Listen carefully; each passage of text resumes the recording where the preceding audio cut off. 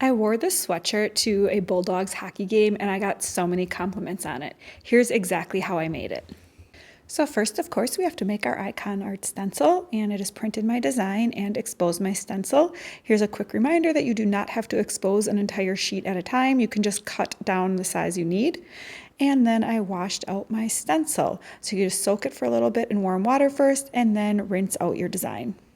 And then once my stencil is dry, it's time for the fun part. So I'm just going to add a tacky mat inside my shirt to hold it in place, and then use my Ikonart stencil to add my design to my shirt. This is going to act as a guide for where I'm going to embroider. So I'm using a color that is somewhat similar to my embroider thread color. It will be up to you at the end how you cut out your letters, depending if you see this color or not.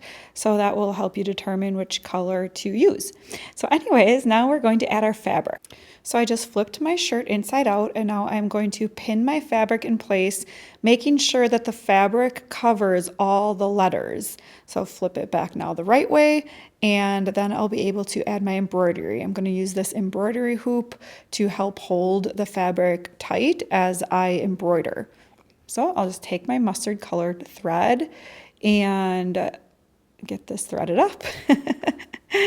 And then I will start embroidering my letters. And I'm just going to follow the edge of my letters, adding small stitches all along the edges. So obviously I'll cut out the majority of this so that, the video is not super long, but you get the idea. I'm just going along all the edges with one piece of thread.